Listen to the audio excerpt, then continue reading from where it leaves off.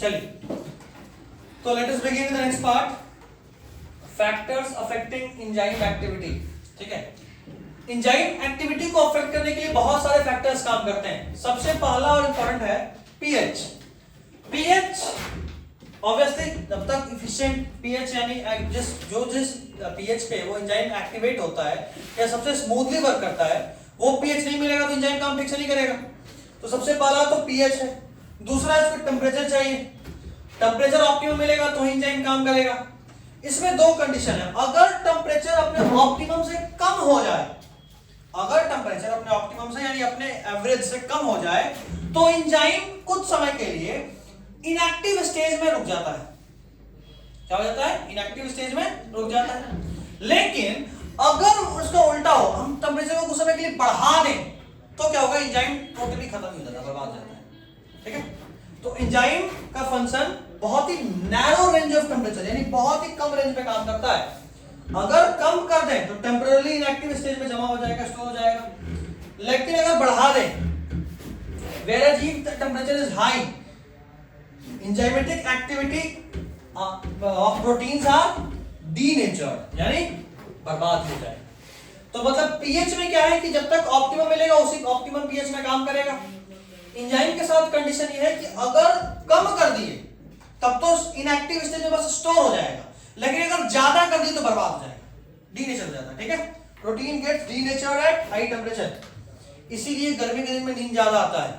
आप खाना खाए और आपको नींद जबरदस्त आ रहा है, क्योंकि एक तो आपकी बॉडी का मैक्सिमम एंजाइम तो गर्मी की वजह से काम नहीं कर रहा था, तो आपका बॉडी थोड़ा स्लो था। ऊपर से आप खाना खा ले, ऊपर से चावल को डाइजेस्ट करने के लिए बहुत सारा एंजाइम चाहिए होता है। सारा एंजाइम अब चावल को डाइजेस्ट करने में लग गया, तो आपके बॉडी को चलाने के लिए या आपकी बॉडी को एक्टिव रखने के लिए ज्यादा एंजाइम बचा ही नहीं, तो क्या होगा? नींद आएगा। ठीक है, ड्राउजीनेस। सर ये वाला नहीं लिखवा है क्या? जो भी हम चावल? नहीं ये स्लाइड कहीं ना कहीं होगा, है सर। लिखी तो पीएच टेम्परेचर तुम भी तो लिखे ऊपर में। बस पीएच और टेम्परेचर। हाँ, तो ऑब्वियसली बस वही याद रखना है, क्या ही है उसमें। ऑप्टिमम पीएच जब रिक्वायर्ड तो सबको जानता है। लो वाला लिखवाया भी है, लो और हाई टेम्परेचर लिखवाए हां बस, तो नहीं है फिर तो। हां एक टर्म है Q10। Q10 बताता है कि हर 10 degree Celsius change in temperature का किसी एंजाइम पे क्या फर्क पड़ता है। Q10 मतलब 10 डिग्री चेंज इन टेम्परेचर का किसी एंजाइम पे क्या फर्क पड़ता है, ये कौन बताएगा? Q10। सुनिएगा, अगर आप हर एंजाइम को 10 डिग्री सेल्सियस से बढ़ाते हैं टेम्परेचर उसका, तो एंजाइम का एक्टिविटी उसमें हाफ रिड्यूस करता है। उल्टा 10 डिग्री बढ़ाए तो आधा एक्टिविटी कम हो गया, रिड्यूस बाय हाफ। चलेगा? अब दो चीज हम लोग पढ़े अभी तक, एक पढ़े पीएच, एक पढ़े टेम्परेचर। तीसरा क्या है? Substrate concentration. सबस्ट्रेट यानी रिएक्टेंट। ऑब्वियसली ना, अगर मान लो बोल रहे कि झगड़ा हो रहा है दो तरफ में, झगड़ा किस पे डिपेंड करेगा? एक हथियार कितना दमदार है, दूसरा कितने लोग हैं। एक तो लोग लड़ रहा है, एक इधर से एक इधर से, दोनों तबला में दोनों डंडा जाएगा। अब उधर भी 200 इधर भी 200, तो चलेगा ना भाई बढ़िया से। वही वाला चीज सबस्ट्रेट कंसंट्रेशन। इसमें दो तीन टर्म बड़ा इंपॉर्टेंट है। Km is a very important term, इसको बोलते हैं Km कांस्टेंट। क्या बोलते हैं?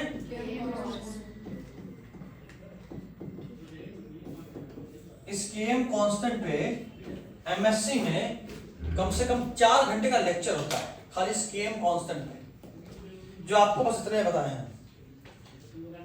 और पता है सबसे मजेदार बात, इतना भी किसी को नहीं पता होता है। मास्टर जब हम करें तो चीज देखे, किसी को खाक नहीं आ रहा होता, थोड़ा सा ध्यान दीजिएगा। Km कांस्टेंट वो सबस्ट्रेट कंसंट्रेशन है जिसपे किसी एंजाइम का half of the activity attain हो जाए। Km कांस्टेंट वो सबस्ट्रेट कंसंट्रेशन है जिसपे किसी एंजाइम का half of the activity attain हो जाए। मतलब ये एंजाइम और सबस्ट्रेट को उसी तरह, एक छापने वाला बच्चा और एक उसके आगे बैठने वाला पढ़ने वाला बच्चा। एग्जाम में यही वाला एग्जांपल लेते हैं। एग्जांपल में एक पढ़ने वाला है जो पूरा लिखेगा और पीछे वाला से छापेगा। Km दूरी वो दूरी है जितने दूरी से कम आधा तो देखी जाए तो क्या लिख रहा है। समझे बात? कि वो है कंसंट्रेशन सबस्ट्रेट का जिसमें कि एंजाइम की एक्टिविटी का हाफ, टोटल पोटेंशियल नहीं, आधा अटेन हो जाए। सो क्या बोलते हैं? Km constant. ऑब्वियसली ना, अगर किसी सबस्ट्रेट का कंसंट्रेशन बढ़ाओगे तो वेलोसिटी ऑफ रिएक्शन बढ़ेगा। अगर दोनों तरफ से झगड़ा करने वाले लोगों का नंबर बढ़ा दे तो झगड़ा का इंटेंसिटी बढ़ जाएगा। अगर मान लो मुझे Na प्लस Cl मिलाकर NaCl बनाना है और मैं Na और Cl दोनों को बढ़ा रहा हूं तो ऑब्वियसली NaCl भी ज्यादा बनेगा। तो अगर आप सबस्ट्रेट कंसंट्रेशन को बढ़ाओगे तो velocity of the reaction will increase, लेकिन एक समय के बाद वो नॉर्मल हो जाएगा क्योंकि सारे एंजाइम मॉलिक्यूल्स आर यूज्ड। मान लो तुम्हारे पास 200 बंदूक था, इंडिया और पाकिस्तान में लड़ाई हो रहा, दोनों तरफ 200 बंदूक है। इंडिया वाला पहले 100 आदमी भेजा, 100 आदमी उस 100 बंदूक को यूज करके लड़ाई कर रहे थे। फिर इंडिया वाला एंजाइम कंसंट्रेशन सबस्ट्रेट कंसंट्रेशन बढ़ाया, यानी 100 को 150 किया। ऑब्वियसली अब 100 बंदूक जो रहा था अब 150 यूज होगा, एंजाइम जो लड़ाई है वो और थोड़ा भीषण हो जाएगा। 50 आदमी और भेज दिया, अब 200 हो गया, 200 बंदूक यूज करेगा और भीषण लड़ाई होगा। लेकिन अगर आप और आदमी बढ़ाओ, 250 कर दो, 400 कर दो, वो कुछ कर सकता है, और जाके खड़ा थोड़े जाके मार हमको मार, साइड में बैठा रहेगा, बंदूक तो है नहीं उसके पास। एक लिमिट के बाद अगर आप सबस्ट्रेट कंसंट्रेशन बढ़ाते भी हैं तो रिएक्शन का रेट नहीं बढ़ता। क्यों? क्योंकि सारे एंजाइम मॉलिक्यूल्स क्या हो गए, यूज्ड अप। ठीक है, इस कंसेप्ट को थोड़ा सा हम समझाते हैं। वो जो एक याद है पॉकेट वाला एग्जांपल लिए थे अभी, एक्टिव साइट। एंजाइम कैसे काम करता है? जैसे मान लो ये कोई एंजाइम है,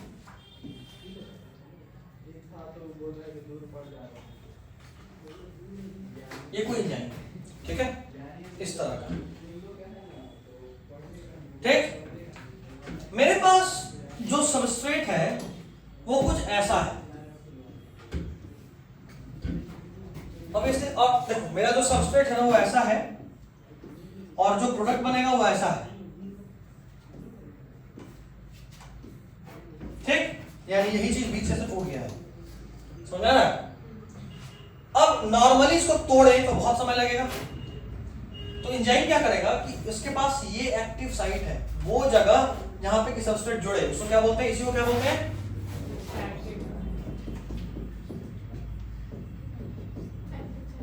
क्या बोलते हैं इसको, एक्टिव साइट। किसी एंजाइम का ये एक्टिव साइट है, उस एक्टिव साइट पे सबस्ट्रेट जुड़ता है। ठीक है, उसके बाद क्या होगा कि एंजाइम खुद को से तोड़ देगा, यहां से तोड़ा तो कैसा होगा, ये बिल्कुल ऐसा अलग हो जाएगा। हम कलर चेंज करके वैसा का वैसा दिखाएंगे।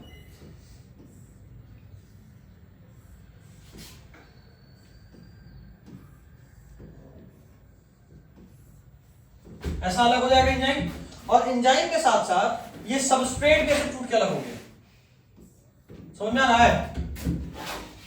पहले सबस्ट्रेट ऐसा था ट्रायंगल, इसमें जुड़ा, जुड़ने के बाद ये टूट गया, टूटा तो ये बिल्कुल ऐसा टूटा। अब क्या होगा, उसके बाद ये एंजाइम अलग हो जाएगा, ये एंजाइम दोनों अलग,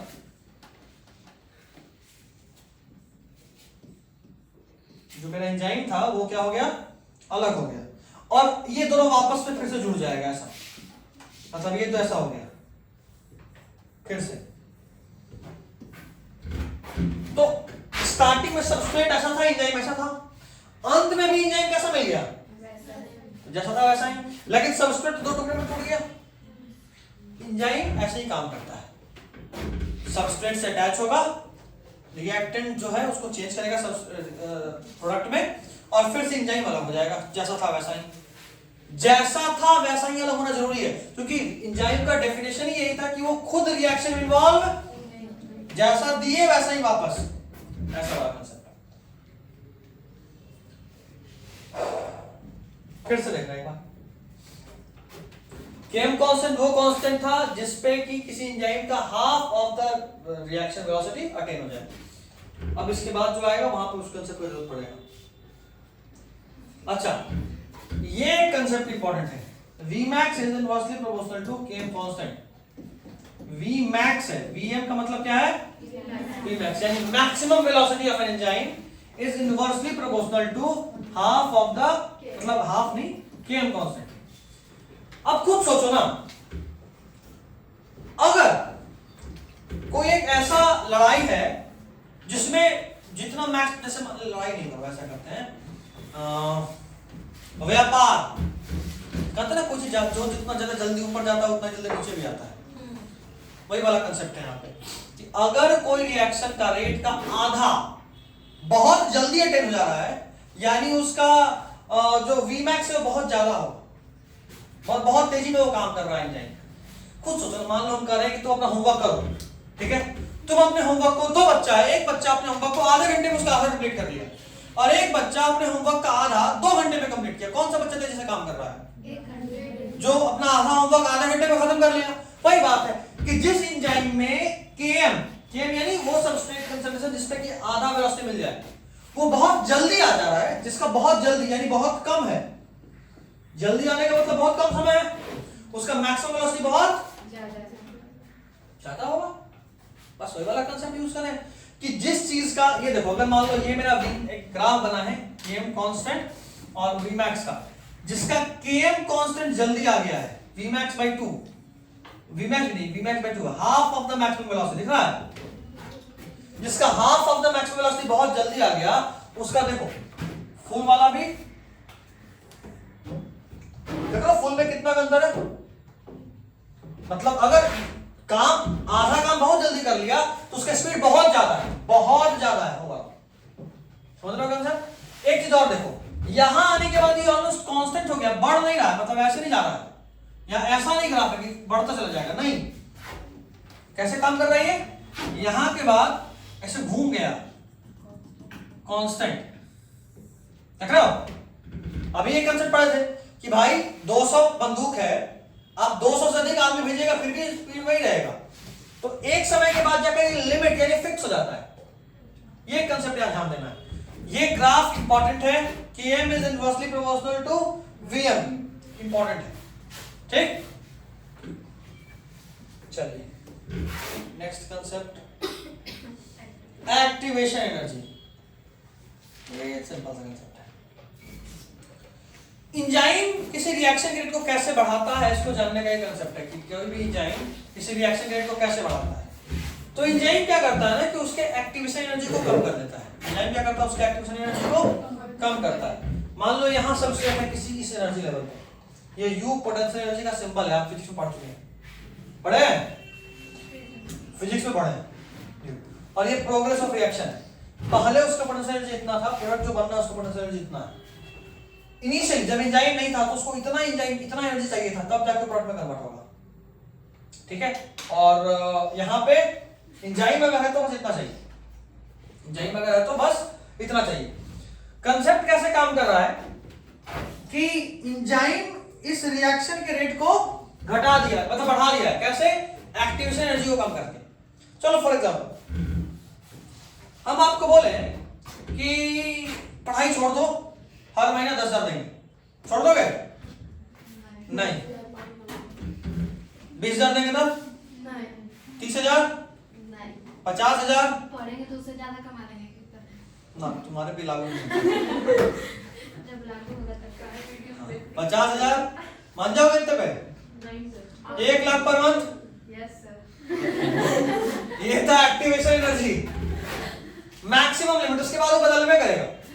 एक काम करते हैं, बगल में पापा को बिठा देते हैं, उसके बाद बोले कि देखिए आपकी बेटी को हम हर महीने 10,000 देंगे। बोले ना ना, बोले 20,000, नहीं भाई 50,000। बोले हाँ, इससे ज्यादा कुछ कर नहीं सकता, तक मान जाएंगे।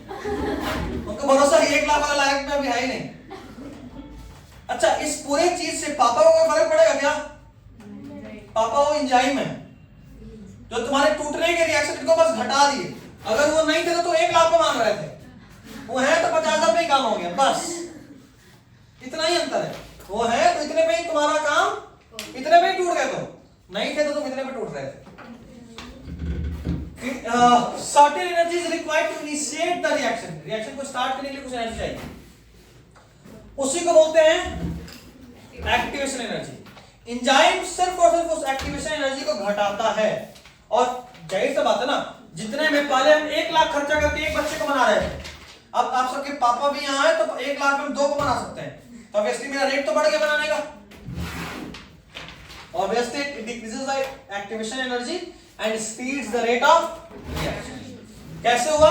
तो पहले सबस्ट्रेट एंजाइम के साथ जुड़ा था, दिख रहा है? अभी बना के दिखाए थे ना, पहले सबस्ट्रेट एंजाइम के साथ जुड़ा था, फिर जब जुड़ा तो बना एंजाइम सबस्ट्रेट कॉम्प्लेक्स, दोनों जब जुड़ गया तो, और बाद में एंजाइम अलग और सबस्ट्रेट अलग। पहले बना एंजाइम सबस्ट्रेट कॉम्प्लेक्स, सबस्ट्रेट और एंजाइम जुड़ा है, एंजाइम सबस्ट्रेट कॉम्प्लेक्स, और बाद में प्रोडक्ट अलग और एंजाइम डन है। एक छोटा सा और कंसेप्ट है, एंजाइम सबस्ट्रेट फॉर्मेशन जो है ना, ये भी एक ट्रांजिएंट फेनोमेना है। ट्रांजिएंट अभी बता चुके थे क्लोरीन वाला एग्जांपल से, मीथेन में क्लोरीन जोड़ लगा, याद है? मतलब ये एकदम बस क्षणिक होता है, हुआ और गया। तो एंजाइम सबस्ट्रेट कॉम्प्लेक्स तभी बनता है। That is it. अब अपन लास्ट टॉपिक पढ़ेंगे एंजाइम का, 15 मिनट का और होगा। सर इसमें इतना सारा लिखा है। बोलता है 15 मिनट का और 20 मिनट का है। स्टार्टिंग से सब कुछ मैच नहीं करिए क्या? नहीं तो फिर जाहिर सा बात समझ में कैसे नहीं आएगा अचानक से। सर, आप जो नोट्स दे रहे वही हम लोग बनाए हैं। क्या अभी कौन सा नोट्स का पढ़ा रहे हैं? अरे वही चीज है, तुम लाओ कुछ भी पढ़ाइए। तुमको सब समझ में आएगा, 2 मिनट रुक जाओ। हाँ सर, ये वाला नहीं बताया। If P is lower than ये substrate exothermic और ये केमिस्ट्री में पढ़े हो? कौन से चैप्टर है केमिस्ट्री में? थर्मोडायनामिक्स। अभी वो आराम नहीं हुआ ना, आ गई। अरे वो तो सिंपल सा कंसेप्ट है, चलो देख ही लो। अगर ये चीज में दिक्कत है तो एक बार ये देख ही लो, खुद सोचो ना। यहाँ पे सबस्ट्रेट ज्यादा एनर्जी पे है और प्रोडक्ट कम एनर्जी पे है, तो क्या लगता है इस रिएक्शन के होने में एनर्जी रिलीज हुआ होगा या एनर्जी लिया गया होगा? खुद सोचो जरा। सबस्ट्रेट मतलब पहले मेरे पास ज्यादा पैसा था और प्रोडक्ट बनने के लिए हमको अपना पैसा कम करना पड़ा, तो हम पैसा देंगे या पैसा लेंगे? ऑब्वियसली इसमें एनर्जी रिलीज हुआ होगा। This is an exothermic reaction.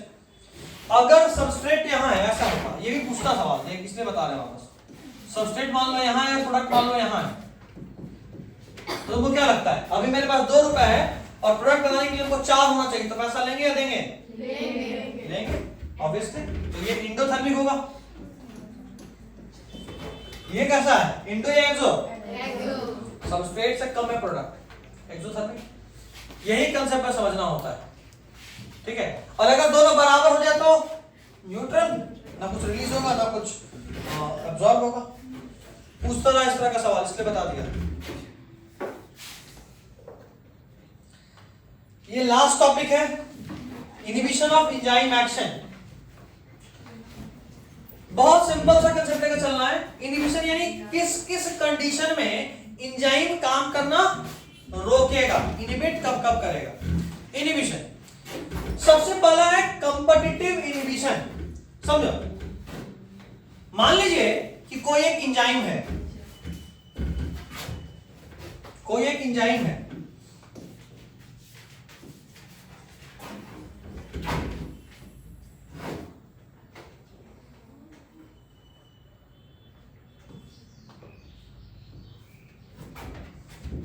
ठीक है।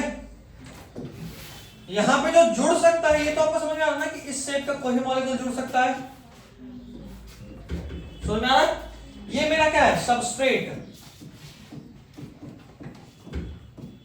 ये मेरा क्या है, सबस्ट्रेट। अगर मान लो कि हम कोई एक और मॉलिक्यूल ऐड कर दिए जो ऐसा दिखता है,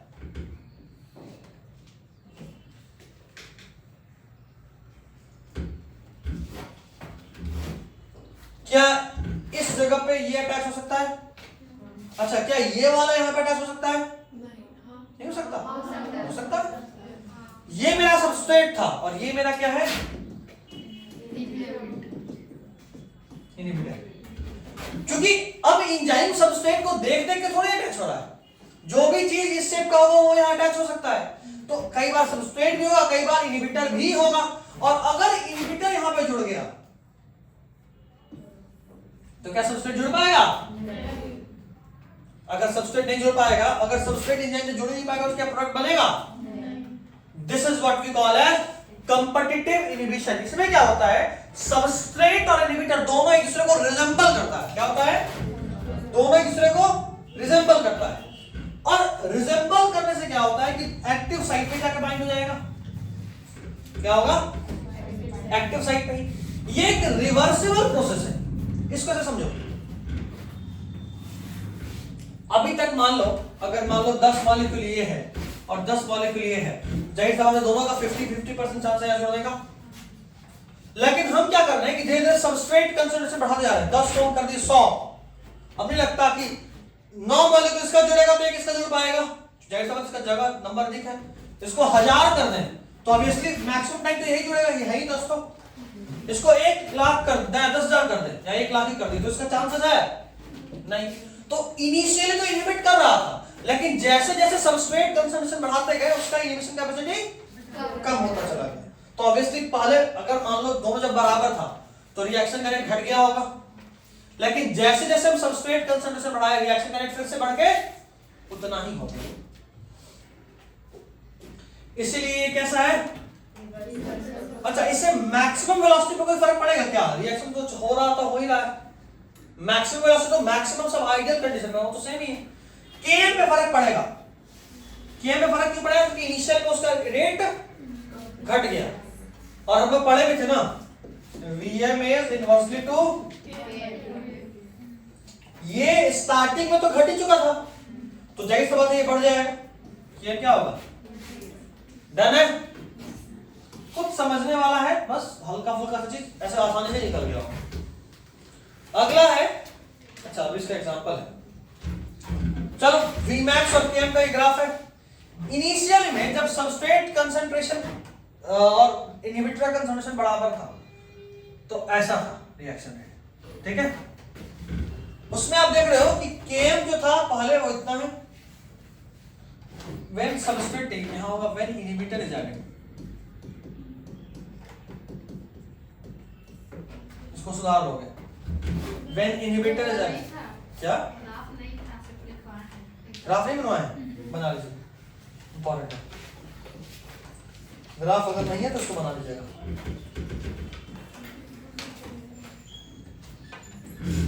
नॉर्मल कंडीशन, ये मेरा ग्राफ है Vmax और Km में, ठीक है। इनिशियल में मेरा ग्राफ ऐसे था जो हम लोग पढ़े भी हैं। तो आप देख रहे हो Vmax/2 इतने कम समय में ही अटेन कर लिया गया है ना। लेकिन जैसे ही आप इनहिबिटर ऐड करें तो इनहिबिटर जब इनिशियल में ऐड करे थे तो Km ऑब्वियसली बढ़ गया था, अभी लोग पढ़ेंगे Km बढ़ गया, अब आधा स्पीड इतना दूरी पे कंसर्न हो रहा है। लेकिन अगर आप और ज्यादा सबस्ट्रेट ऐड करते जाओगे समय के साथ तो फिर तो मैक्सिमम वेलोसिटी तो वहीं पहुंच गया ना। जैसा भी हम दिखाया कि पहले 10-10 था तो स्पीड घटा था, लेकिन जब सबस्ट्रेट को बढ़ा के 100 कर दिया, 1000 कर दिया, 10,000 या लाख कर दिया तो फिर वापस रिएक्शन वही हो गया। ये ग्राफ है। इसका एग्जांपल ये जानना है आपको, सल्फा ड्रग्स। ये जो हम लोग दवा खाते हैं ना कोई भी, तो अक्सर ऐसे काम करता है। सल्फा ड्रग इसी तरह से काम करता है, ठीक है। Sulfa drug for controlling bacteria. ये तो इन लोगों को लोन देने से फुर्सत नहीं, इनका बस है तो पूरा लोन में दबा के रखते हैं। एक दिन था ना, लोन चाहिए, हाँ क्यों, दारू पीना है, वैसे वाला ही करना पड़ेगा, ठीक है। तो ये कंसेप्ट एग्जांपल याद रखना है। सल्फा ड्रग तो कंट्रोलिंग बैक्टीरिया कैसे कंट्रोल करता है? तो एक एंजाइम है सक्सिनिक डिहाइड्रोजिनेज, ठीक है, उसको रोक देता है, ठीक है। सक्सिनिक डिहाइड्रोजिनेज जो एंजाइम है ना, उसको मेलानोइड आयन यूज करके कॉम्पिटिटिव इनहिबिशन के थ्रू रोक देता है, तो बैक्टीरिया मर जाता है। बैक्टीरिया के बॉडी में सक्सिनिक डिहाइड्रोजिनेज एंजाइम का बहुत काम है। उस एंजाइम का सबस्ट्रेट अगर रहेगा तो बैक्टीरिया अच्छे से काम करता रहेगा। हम जो दवा खाते हैं उसमें मेलानोइड आयन होता है, क्या होता है? मेलानोइड आयन। ये मेलानोइड आयन इस सक्सिनिक डिहाइड्रोजिनेज को रोक देता है कॉम्पिटिटिव इनहिबिशन से, और अगर वो एंजाइम रुक गया तो ऑब्वियसली मेरा काम हो गया, क्योंकि बैक्टीरिया मर जाएगा। आपको बस रटना है, इस चीज को समझ के कोई फायदा नहीं। वो ग्राफ समझ गया ना, नीचे वाला चीज सिर्फ रटना है। नेक्स्ट है non competitive inhibition. Actual enzyme क्या होता है? इधर देख बेटा, एक्चुअल एंजाइम क्या होता है ना, वो ऐसा नहीं दिखता, उसमें ना इधर साइड में भी कुछ ना कुछ होता है ऐसा। नॉन कॉम्पिटिटिव में क्या होता है कि जो इनहिबिटर है ना, वो यहां ऐड नहीं होगा, वो इधर कहीं ऐड होगा, ठीक है। नॉन कॉम्पिटिटिव इनहिबिशन में जो मेरा इनहिबिटर है वो एक्टिव साइट को छोड़कर कहीं और ऐड होगा, और वहां ऐड होगा और एक्टिव साइट को ही बदल देगा। मतलब यहाँ पे कोई जगह था जहाँ पे मान लो इस तरह का कोई चीज जाके अटैच हो गया, ये अटैच हुआ और जब अटैच हुआ तो इसका साइज बदल के ऐसा हो गया, ऐसा। क्या लगता है अब अगर ये एंजाइम मेरा ऐसा हो जाए तो क्या ये सबस्ट्रेट अटैच हो पाएगा? नहीं, फिर से इनहिबिट हो जाएगा मेरा। नॉन कॉम्पिटिटिव इनहिबिशन ऐसे ही काम करता है। Inhibitor does not resemble the substrate, does not bind at active site rather than any other site of enzyme, ठीक है। और वहां अटैच होके पूरा एंजाइम में बदल दिया। पिछला वाला सबस्ट्रेट पे खेल कर रहा था, इस वाला एंजाइम में बदल दिया। तो कई बार तो एंजाइम ही डिजनरेट कर देता है, ठीक है। तो ऑब्वियसली प्रोडक्ट नहीं बनेगा, प्रोडक्ट नहीं बनेगा और ये इरिवर्सिबल है। एक बार हो गया तो हो गया, गए, ठीक है। तो सबसे खतरनाक जो है कौन सा सुना ना? साइनाइड। साइनाइड पॉइजनिंग इसी पे काम करता है। साइनाइड आपके बॉडी के सारे एंजाइम को खत्म कर देगा। साइनाइड बहुत ही खतरनाक जहर है। एक दिल्ली में केस हुआ था, एक नई नवेली बहू अपने पूरे घर वालों को रोज खाना के साथ साइनाइड देती थी और इतने कम कंसंट्रेशन में कि उम्र नहीं एक बार में। तो सालों साल खाने के बाद अचानक से लोग मर गए 1-2 साल में। तो हाँ ऑब्वियसली पूरा खानदान एक साथ मर गया। तो किसी को पता ही नहीं चल रहा था कि भाई मरा कैसे। बाद में बहुत इन्वेस्टिगेशन हो तो देखा कि उसके बॉडी में, डेड बॉडी में साइनाइड मिला और वो भी बहुत कम अमाउंट में। तो पता चला कि भाई साहब इतने कम अमाउंट में मिल रहा है कि एक बार में तो आदमी मरे नहीं। नॉर्मल मार्केट में मिलता है।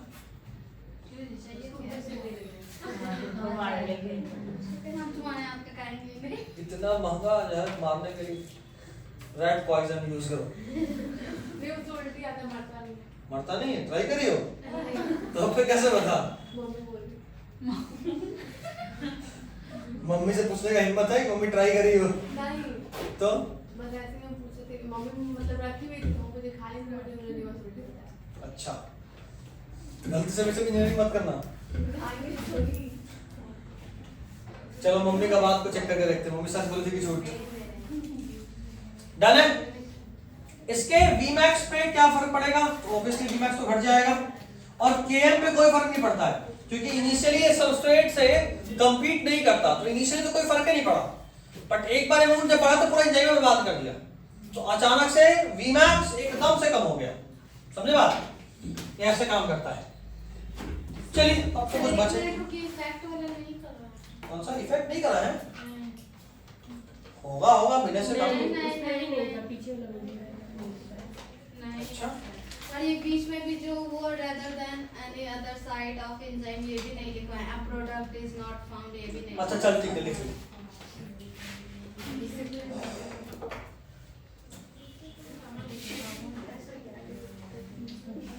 ये वाला पार्ट भी फिर बोर्ड्स के लिए पढ़ा है।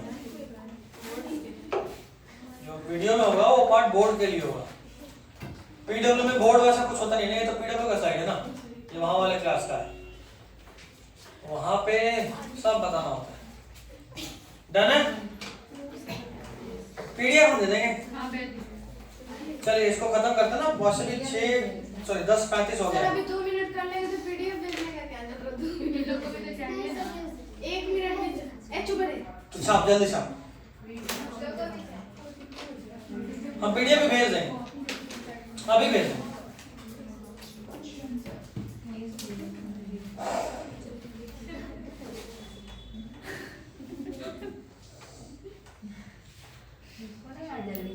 और क्लास के अभी जो गैप होगा आज एकदम स्ट्रिक्टली हाफ आवर।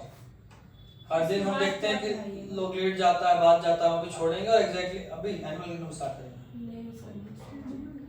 कोई बात नहीं, सुनना ही है। एनिमल किंगडम कहानी है क्या?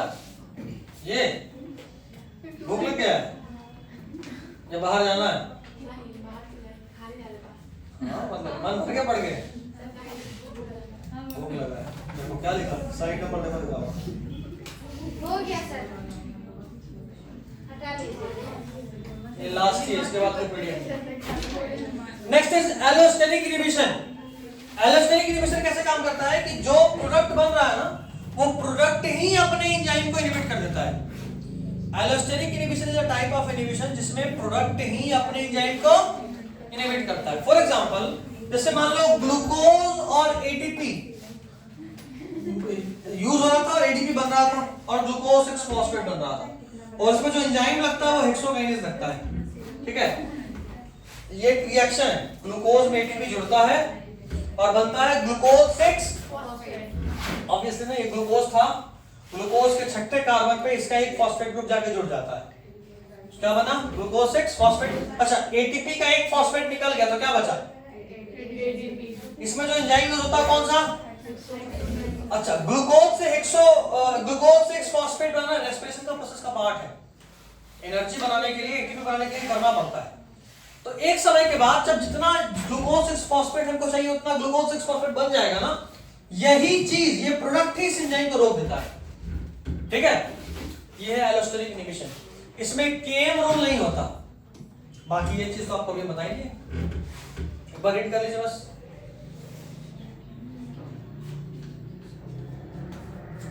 डन है,